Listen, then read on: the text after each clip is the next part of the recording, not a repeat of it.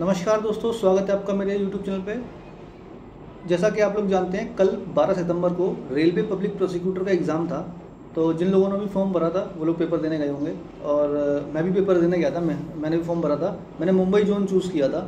तो आप लोगों ने, किसी ने बिलासपुर चूज़ किया होगा, किसी ने चेन्नई किया होगा, क्योंकि इन्हीं 3 जोन में वैकेंसी थी।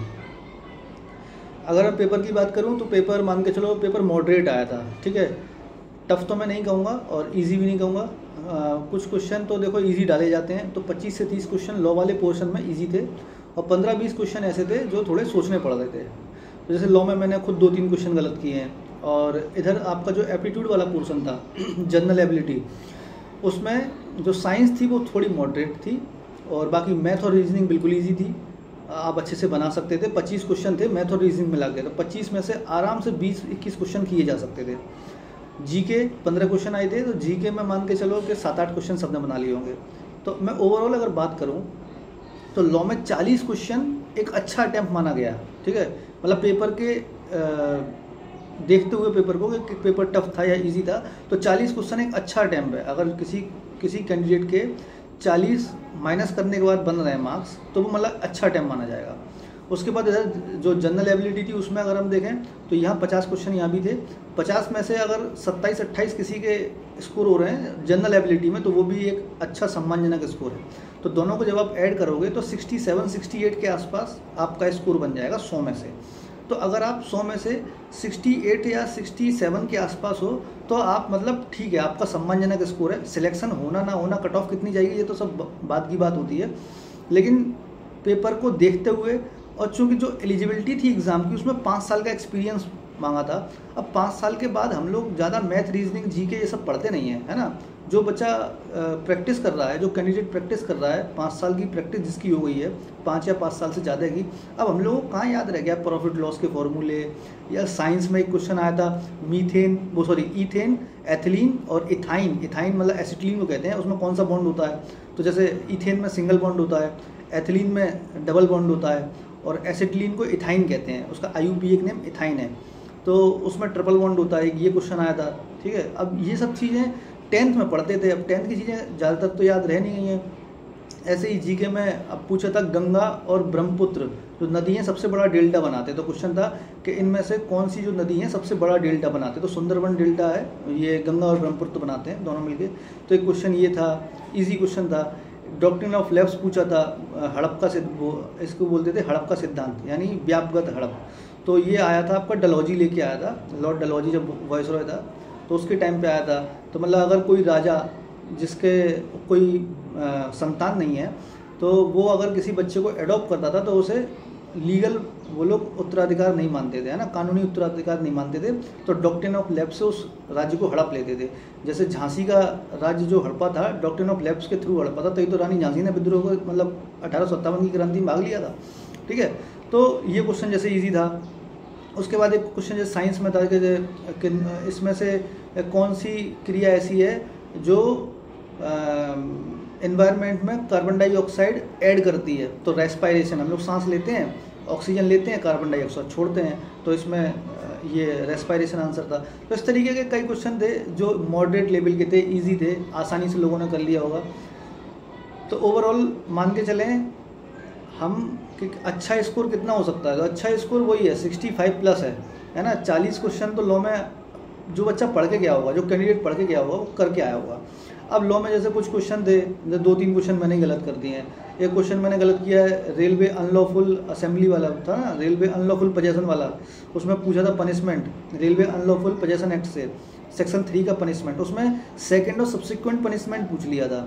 तो उसमें मिनिमम कितना होता है कि अगर जो एक्यूज है वो रीजनेबल और एडिक्वेट ग्राउंड नहीं बता पाता कि उसने ऐसी थेफ्ट क्यों की है, तो उसे मिनिमम पनिशमेंट 2 साल की दी जाती है। तो इतना डीप मैंने नहीं पढ़ा था।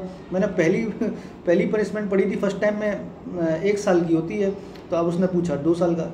सेक्सुअल हरासमेंट से 2-3 क्वेश्चन थे, अच्छे क्वेश्चन थे। तो लॉ में भी बहुत ईजी क्वेश्चन, मतलब 25 से 30 ही थे। बाकी 20 क्वेश्चन करीब ऐसे थे जो आपको सोच के आंसर करने थे। तो ओवरऑल अगर हम देखें तो अगर आपके 65+ क्वेश्चन हैं, तो फिर आप मतलब इस रेस में शामिल हैं और आप पॉजिटिव सोच के चल सकते हैं। उसके बाद जोन पे डिपेंड करेगा कि आपने किस जोन से फॉर्म भरा है। जैसे मैंने मुंबई जोन से भरा है, आपने हो सकता है चेन्नई से भरा हो, बिलासपुर से भरा हो। अब बिलासपुर में 2 वैकेंसी हैं, तो टोटल 2 कैंडिडेट चाहिए रेलवे को। अब कोई कैंडिडेट जिसके जो 2 ऐसे कैंडिडेट हों जिनके 70 नंबर बनने हैं, तो भाई वो लोग रेस में शामिल हो जाएंगे। अब मेरे जोन में 3 वैकेंसी हैं, तो कोई 3 कैंडिडेट ऐसे हों जो 80 करके आए हों, या वैसे 80 तो कोई नहीं बनने चाहिए क्योंकि उतना इजी पेपर नहीं था यार। हम लोग 5 साल प्रैक्टिस वाले हैं, 80 नंबर लाने में बिल्कुल हालत ख़राब हो जाएगी। तो मान के चलो कि फिर जोन वाइज डिपेंड करेगा, मुंबई जोन में कितना फॉर्म पड़ा है, मुंबई जोन में जो जिन कैंडिडेट्स ने पेपर दिया उनकी प्रिपरेशन कैसी थी। चेन्नई जोन में जो बच्चे, मेरी जितने लोगों से भी बात हुई वो ज़्यादातर चेन्नई जोन वाले थे।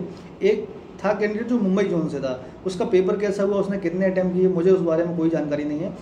ज़्यादातर चेन्नई जोन वाले थे। और जो पढ़ने वाले बच्चे थे, जो लोग तैयारी कर रहे थे, लगातार तैयारी में, कहीं किसी भी स्टेट का किसी भी स्टेट का APO दे रहे हैं, किसी भी स्टेट का जुडिशरी दे रहे हैं, तो ऐसे लोगों ने बहुत खींच के क्वेश्चन अटैम्प्ट किए हैं, तो 82 या 83 किए हैं। मेरे जानने वाला एक कैंडिडेट है जिसने 89 किए हैं, ठीक है। तो इस तरीके से मैं देखूँ तो जो पढ़ने वाले कैंडिडेट हैं उन्होंने यही एक अच्छा अटैम्प्ट लिया है 80+। 80+ में मतलब 80 से 82 83 के आसपास, बहुत ज़्यादा 90 तक कोई नहीं गया है। ज़्यादातर जो एवरेज भीड़ है, मतलब जो भी पब्लिक प्रोसिक्यूटर के पेपर में बैठे उन लोगों ने ज़्यादातर ने क्वेश्चन अटैम्प्ट किए हैं वो 75 से 76, 72, 73, 74 है। तो मेरी जिन लोगों से भी बात हुई वो ज़्यादातर चेन्नई जोन वाले थे और उनके जो अटैम्प्ट हैं वो 80 तक हैं, ठीक है। और 80 के ऊपर जाने वाले कुछ ही कैंडिडेट हैं। क्या होता है जब क्वेश्चन आपको ज़्यादा इजी लगता है ना, तो आप कॉन्फिडेंस में अटैम्प्ट करते हुए चले जाते हो, लेकिन उनमें कुछ क्वेश्चन ऐसे भी होते हैं जो आपको गलत करने के लिए उकसाते हैं। जैसे 2-3 क्वेश्चन ऐसे थे जिसमें बच्चा उस मतलब जो क्वेश्चन था उसे छोड़ेगा नहीं, या तो उसमें वो +1 लेगा या -0.33 लेगा, है ना। कुछ क्वेश्चन होते हैं इस तरीके के। तो दोस्तों इस वीडियो डिस्कशन में बस इतना ही। हाँ, एक छोटी सी इन्फॉर्मेशन और है, UP APO का पेपर फॉर्म आ गया है। 16 सितंबर से फॉर्म ओपन हो जाएगा, मंगलवार से, और आप लोग उस फॉर्म को भर देना। तो मैंने ये 2 पेपर दे रखे हैं UP APO के। एक 2018 वाला जब आया था तब दिया था, और 2022 में आया था तब दिया था, ठीक है। दोनों में मैंने मेंस लिखा था, और बदकिस्मती से मेंस मेरा एक बार भी नहीं निकला। हाँ, प्री दोनों बार निकल गया था। इसमें सबसे इम्पोर्टेंट रोल प्ले करता है GK, ठीक है। अगर आपकी GK अच्छी है तो आप निकाल जाओगे, क्योंकि लॉ में तो यार सब लोग एक जैसे करते हैं, कोई 80 कर रहा है, कोई 82 कर रहा है, कोई 85 कर रहा है। 1-2 नंबर का थोड़ा सा मार्जिन लेके चलते हैं। मैं उनकी बात कर रहा हूँ जो बच्चे तैयारी करते हैं। जो तैयारी नहीं कर रहा है वो तो यार 55, 60, 70 ऐसे ही सवाल करेगा। लड़ाई शुरू होती है 70 क्वेश्चन के बाद। कोई 78 करेगा, कोई 79 करेगा, कोई 80 करेगा, ठीक है। अब जो इस GK के पेपर में 28 या 30 नंबर बना लेगा वो मेरिट में आएगा, मतलब वो मेंस लिखेगा, ठीक है। तो अब जैसे 2018 वाला मैंने अटैम्प्ट दिया था, तो इसमें मेरे GK में 36 मार्क्स बने थे, मतलब 36 क्वेश्चन मेरे सही हुए थे आंसर की से। और ये 2022 वाले पेपर में मेरे सही हुए थे इसमें 31 नंबर, 31 नंबर। इसमें मैंने थोड़े ज़्यादा गलत कर लिए थे, तो मेरा नेगेटिव करके 31 आ गया था। तो अब आप लोग पूछेंगे GK पढ़ें कहाँ से, तो भाई देखो, सबसे पहले तो ना आप UP PCS की प्रीवियस ईयर की बुक ले आओ। तो उसमें कुछ 17, 18, 15 जो भी पेपर दिए होंगे ना वो सारे लगा लो और रट लो, क्योंकि PCS के पेपर में ना क्वेश्चन रिपीट बहुत होता है GK में। अब जैसे देखो, मैं आपको क्वेश्चन बताऊँ। अब इन्होंने एक क्वेश्चन पूछा है कि इलाहाबाद यूनिवर्सिटी किस वायसरॉय के टाइम में इस्टेब्लिश हुई। तो इलाहाबाद यूनिवर्सिटी 1887 में हुई, ठीक है। अब उस समय वायसरॉय कौन था, अब मुझे ऐसे तो याद नहीं है वायसरॉय कौन था, लेकिन अब इसमें लिखा हुआ है, क्वेश्चन है कि इन 1887 during the tenure of which viceroy was the Allahabad university establish, यानी 1887 में किस वायसरॉय के शासनकाल में इलाहाबाद विश्वविद्यालय की स्थापना हुई। तो इसने 1887 मुझे ईयर दे दी। तो मुझे इतना याद है कि यार 1885 के आसपास कांग्रेस का फॉर्मेशन हुआ था, तब लॉर्ड डफरिन था। अब इसमें 4 ऑप्शन देखो क्या दिए हैं, लॉर्ड कैनिंग दिया है, लॉर्ड डफरिन दिया है, लॉर्ड कर्जन दिया है, लॉर्ड मेयो दिया है। अब लॉर्ड कैनिंग वायसरॉय था 1857 के टाइम पर जब विद्रोह हुआ था, यानी जो पहली स्वतंत्रता संग्राम हुआ था 1857 का, उस समय लॉर्ड कैनिंग वायसरॉय था। लॉर्ड कर्जन के टाइम पे बंगाल पार्टीशन हुआ था 1905 में। और लॉर्ड मेयो बहुत पहले का है, ये मेयो कॉलेज बना था ना अजमेर में, उस टाइम का है। तो एलिमिनेशन मेथड से मैंने डफरिन पकड़ लिया, मैंने कि यार ये कांग्रेस के टाइम के आसपास का 1885 का, तो यही होगा, तो ये सही हो गया मेरा, ठीक है। इस तरीके से अब ये क्वेश्चन रिपीटेड है। एक क्वेश्चन जैसे डॉपलर इफेक्ट का आता है, तो ये 2-3 क्वेश्चन ऐसे हैं, मतलब कुछ क्वेश्चन ऐसे हैं जो रिपीट होते हैं। और जैसे 50 क्वेश्चन आपके जीके में आएंगे ना, तो 50 में से आपको 20 या 21 क्वेश्चन ऐसे मिलेंगे, मतलब 25 क्वेश्चन तक जो रिपीटेड क्वेश्चन होंगे। तो आप लोग यूपीपीसीएस के प्रीवियस ईयर की एक बुक ले लो, किसी भी पब्लिकेशन की ले लो, उसके आंसर रट जाओ, हिस्ट्री के, साइंस के और पॉलिटी के, वो आप रट जाओगे इतने क्वेश्चन, तो आप मान के चलो आप आसानी से 50 में से 27, 28, 30 नंबर तक ले लोगे। और करंट अफेयर पढ़ लो। करंट अफेयर के लिए कोई भी मंथली मैगजीन, चाहे आप प्रतियोगिता दर्पण लो, चाहे आप क्रॉनिकल लो, या आप दृष्टि की ले लो, कोई भी ले लो, बाजीराम रवि की पढ़ लो।